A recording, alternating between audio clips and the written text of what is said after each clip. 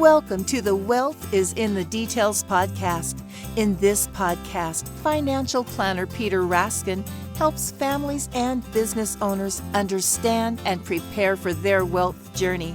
Along the way, thoughtful and detailed planning can provide clarity and confidence as clients confront a multitude of financial decisions. Listen in as Peter shares stories and insight into people's wealth journeys. Now, let's get into today's podcast. Hello and welcome to Wealth is in the Details with Peter Raskin from Raskin Planning Group. Good morning, Peter. How are you? I'm great, Eric. How are you doing? Oh, I'm doing fantastic. I feel a little selfish, Peter. We were talking before the podcast, and I told you a little bit about my weekend, but I didn't hear about yours. How was your weekend?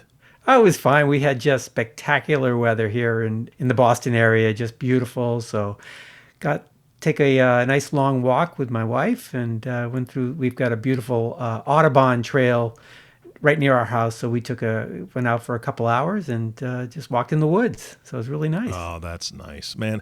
I've only been to the Boston area one time in my life, and I loved it. It was gorgeous. And I mean, so much to see. And so that was a big part of our trip. And the funny thing is, Peter, is when we landed, there was a group of 7 of us, and we were just talking about, where did we want to go first? What did we kind of want to see? We had business to do, but we also had some free time.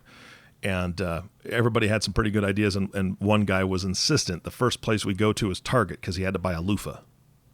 He forgot his loofah, and I'm thinking, real dude, you need a loofah. Anyway, I love the man, but he really needed that loofah. So the first place we went in Boston was a Target store. So, whatever. To each his own.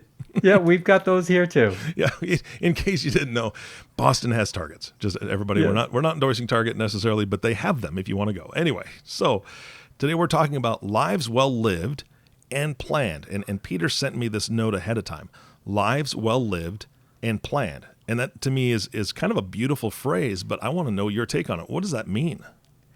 Yeah, one of the reasons why I love my work is because I'm able to accompany a family on their journey through life, and I can, tangentially experience their joys and their sorrows and their highs and lows, and it's really a privilege I cherish. I just really like that part of my work. Yeah. And so one of my clients recently passed away, so very sad.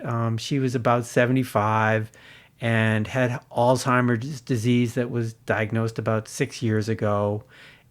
And it really got me thinking about this privilege that I have, that I work with these people, this woman and her husband, and how our work together, I think, enhanced their lives, and it makes me feel good. And I know he and she really appreciated the work we did together.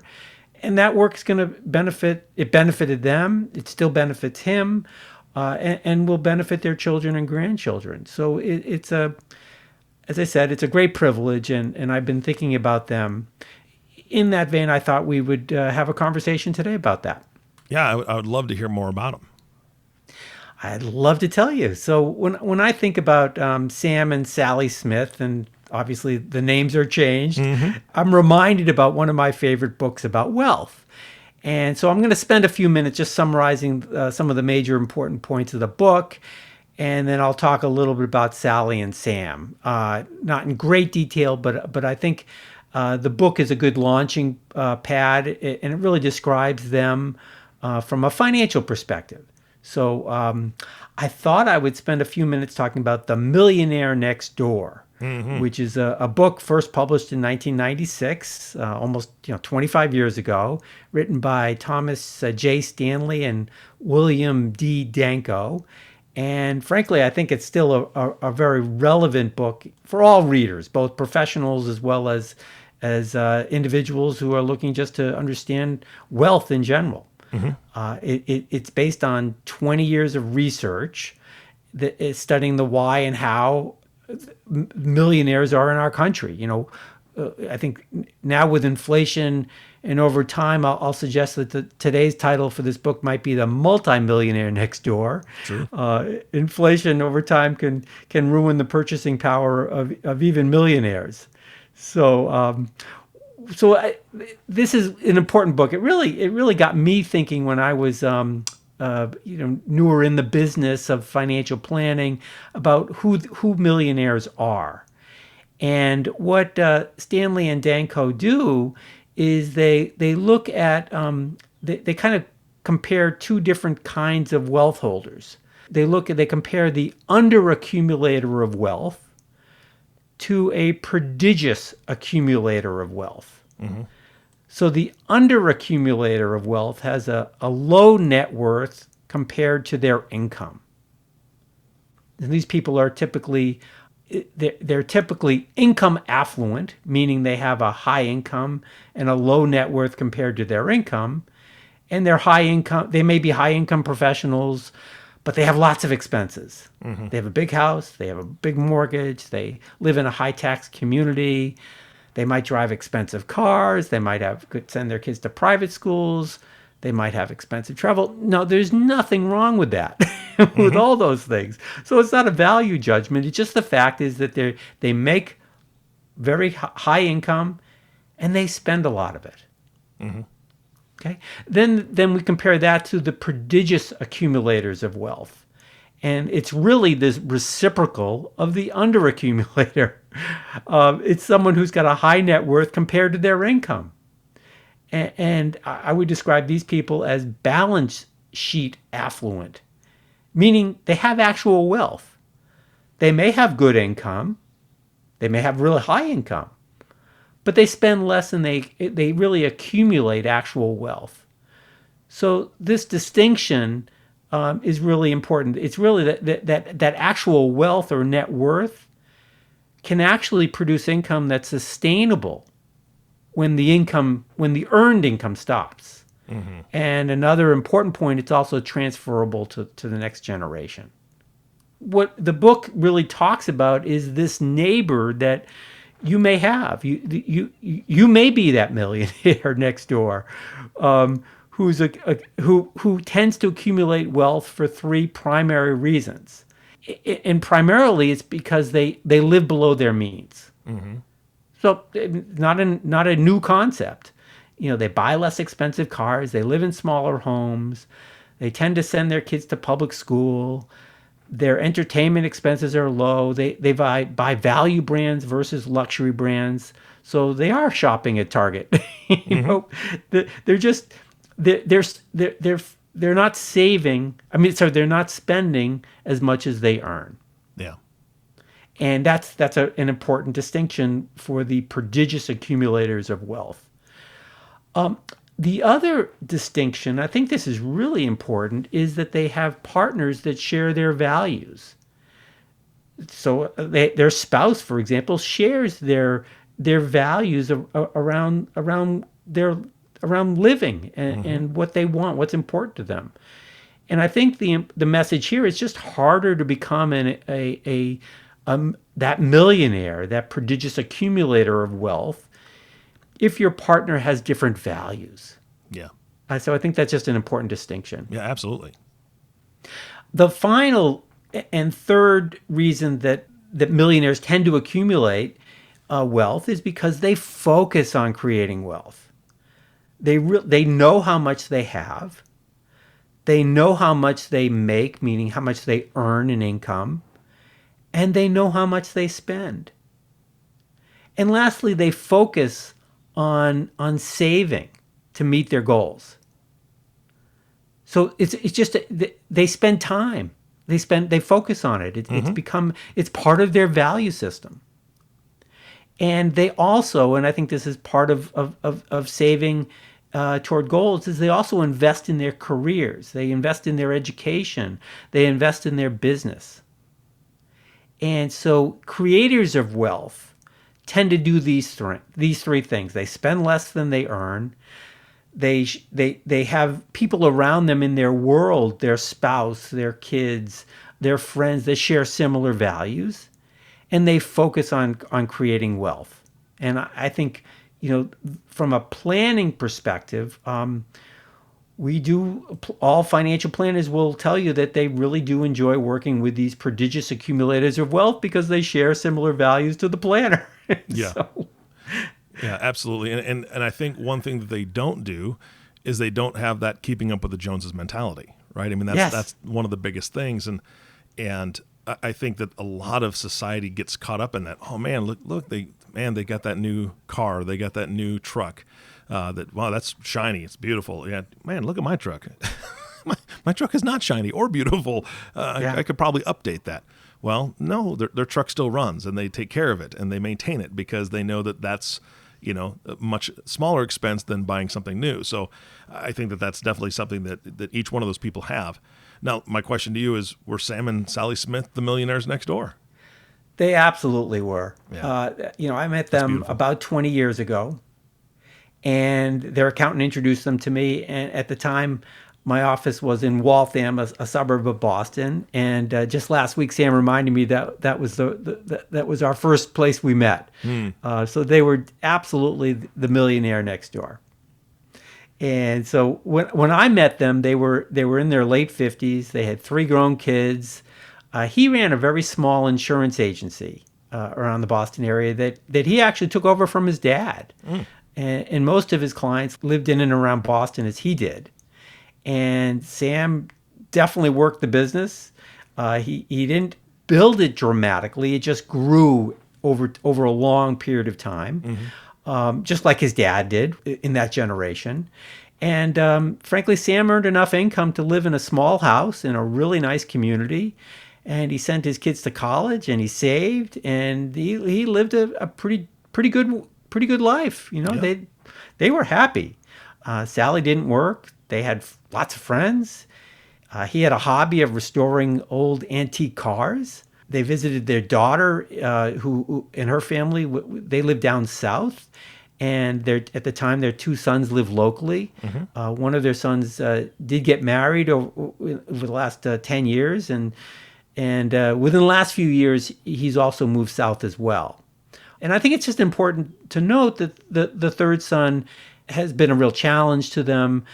He lived at home. He didn't work. And he suffered with mental health issues that caused Sam and Sally, frankly, lots of grief. It was a very difficult part of their world. Yeah. And but it was their life, and they accepted it.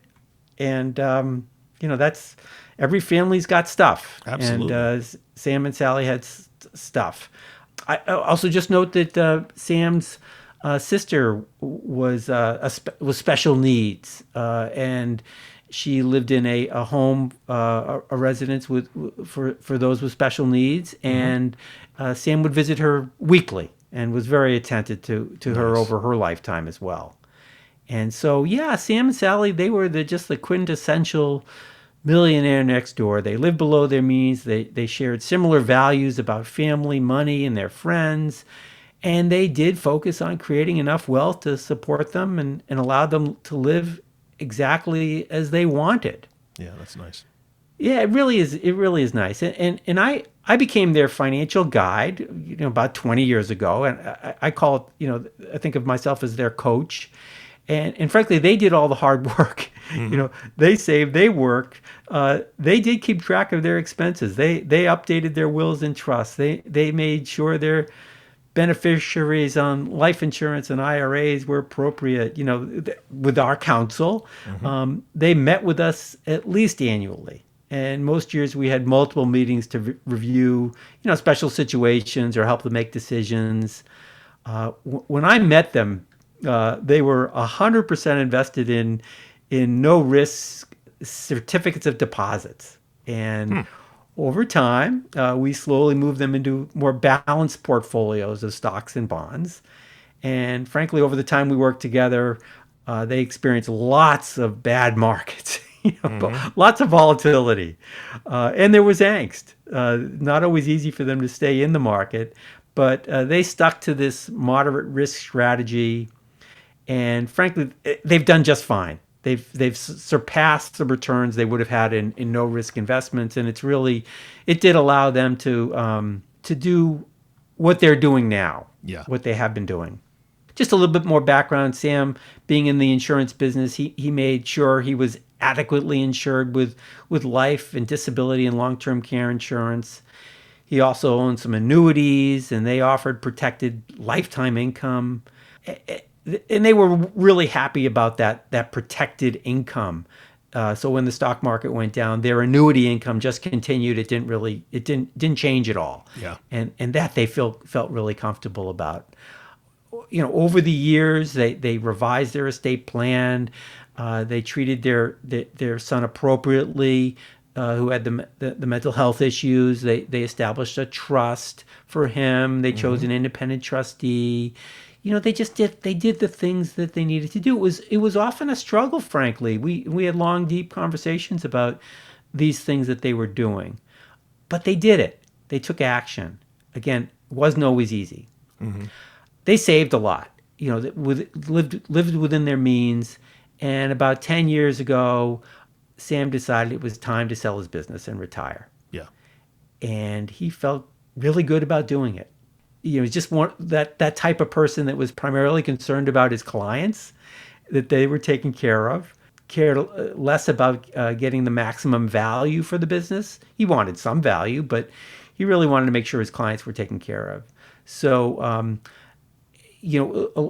when that decision was reached, we spent a lot of time going through his goals. So we felt comfortable that they could meet their goals over the next 20 and 30 years. Tragically, a few years after Sam retired, Sally was diagnosed with Alzheimer's. And he was an amazing and committed husband, and he became her primary caretaker. And as she declined, it just became clear a few years ago that he just couldn't continue to provide the care safely in their home. It just became too much. So they started looking at assisted living facilities and that had memory care units near the Boston area. And so it was a very difficult decision, but something that they knew they needed to do. But Sam had some challenges. They had the son living with them in their basement, and that was a challenge, what to do with him. Getting Sally to agree to this kind of change, it was not an easy thing for Sam and Sally. Yeah. Had to pack up 50 years of stuff and downsize, and it just seemed totally overwhelming. I introduced them to an elder care consultant that could help Sam work through all of these decisions. This is her area of expertise, and she was fantastic. And at the same time that they started working with the consultant, their daughter suggested that they move into an assisted living facility in the southern state, to be near her and her family. And the consultant took that into account as they worked together. Their married son was also moving his family south, and so they'd be a little bit closer to him. Their son with the issues was just becoming difficult to handle, and the elder care consultant stepped in and helped Sam deal with all of those challenges. They actually brought in a counselor for the son. Help him work through his living arrangements, his financial arrangements. So that was just a fantastic weight off of their shoulders. It was really just wonderful. It was so fantastic that the consultant was able to work with them. So, after about 12 months, they were able to get everything done. They sold the house, it got a very good price for it. You're working with a realtor that they knew in their neighborhood. The son received the care he needed and the assistance he needed. They moved into an assisted living facility down south near the daughter, and it was just great. And Sam just felt like he made the right decision. And it took a little bit of time for them to get used to being there and being in a new place. But frankly, it took the stress off of him. And this process, which took probably in total of about 18 months from kind of the thinking that maybe this is something we should do to actually doing it, was one of the best decisions that they made. Yeah. And just an aside, as far as from a financial standpoint, they had the long-term care insurance in place, which paid for a lot of the long-term care facilities. So Sam was very, very happy that they had that as well. Yeah. So, one thing I would just want to say, last fall I was down down south for a business conference, and I was just fortunate to be able to drive about 90 minutes from where the business meeting, and go see them in their new residence. And it was just really one of the most inspiring meetings I've had, that I got to see them. I was one of the first people that they saw from Boston since they moved down there. I felt that privilege of being able to be with them. Yeah. Yeah. That's a beautiful story. And I'm getting a little choked up here, I'll be honest, because I've had family members who've gone through Alzheimer's, and the overall devastation financially and emotionally and all that stuff can be very, very difficult. And so for him to have all these resources at his fingertips, I think is amazing. And Peter, you and I have talked before. Again, I appreciate the fact that you're not the guy for everything, right? And you don't claim to be the master of all trades. Like, you're not an expert in elder care as far as being a consultant and knowing all the ins and outs. There's so many different things with elder care specifically that people need to know. And how long do you stay in your home? When is it time to look for a facility? What kind of facility you're looking for? What kind of experts need to be at that facility? And being an expert in the areas that you're able to help them. But the bottom line is that you have a deep bench. You have a team that supports you, that you can call on and say, hey, look, this is what I need. This isn't my exact area, but this is somebody I have as a resource for you. So I think that's fantastic. Man, there's so many things that they were juggling at one time. And I can't imagine how relieved also the son and daughter that live down south are, that they're able to be, closer to family, and they were able to be closer to Sally in those last few years. Thank you so much for sharing that. No, it's a great. I love this story because it's frankly typical. It's the get rich slow story. It's a loving family story. It's a family with challenges, right? That every family has. Yeah. And I spoke to Sam recently, and he really is a piece. He did everything he could for his kids and his wife, and I know he'll miss her terribly. They were just great partners, but he was able to make the difficult decisions because he had adequate resources. Yeah. He did the planning, and it made a difference. And he'll be moving out of this assisted living facility soon, living near his daughter and son-in-law. So he's sad, but confident that he just did the best he could. Yeah. And hopefully his neighbors, they may not realize it, but he'll definitely be their millionaire next door. Yeah. And I do hope they appreciate. I certainly know I do. He's a great man, and great family. Well, I'm hoping that Sam, and Sam, I hope you know who you are, even though your name has changed on the podcast. I hope Sam is listening to this podcast right now. And if he is, Sam, I'm going to ask you to, if you have time, if you have the inkling at all, please be a mentor. Find some young folks that you can mentor and show them what you've done, and just talk about your story and share that with them, because that is what's needed. I think that too many people have the mentality of, man, for appearance sake, I need to keep up with the Joneses, or I need to do something different. I need to have a bigger, better home or a better car. And what you've done to set your family up for success is the story and the teaching that people need. So please, if you haven't done it already, consider being a mentor, because your story is fantastic. Sorry, audience, I didn't mean to derail it completely just for Sam, but I think that's important. And speaking of importance, Peter, I know and I understand the importance of planning. Obviously, Sam did. And again, I appreciate the planning that you do with your clients. Well, I think of myself as that guide, and our clients, like Sam and Sally, they do the work.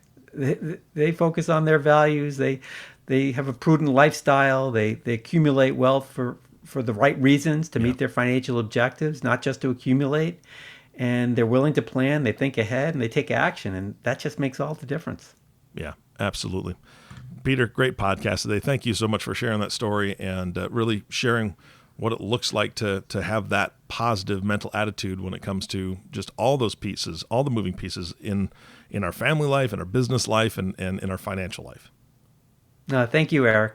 You betcha. And the last thank you always goes to you, audience. Thank you so much for tuning in and listening to the Wealth is in the Details podcast with Peter Raskin. If you have not subscribed to the podcast yet, please click the subscribe now button below. This way, when Peter comes out with a new podcast, it'll show up directly on your listening device.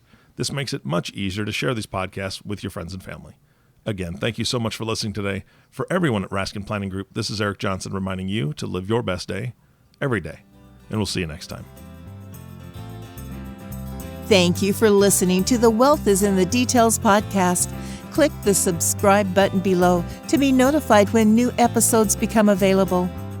The information covered and posted represents the views and opinions of the guest and does not necessarily represent the views or opinions of Lincoln Financial Advisors Corporation. The content has been made available for informational and educational purposes only. The content is not intended to be a substitute for professional investing advice. Always seek the advice of your financial advisor or other qualified financial service provider with any questions you may have regarding your investment planning.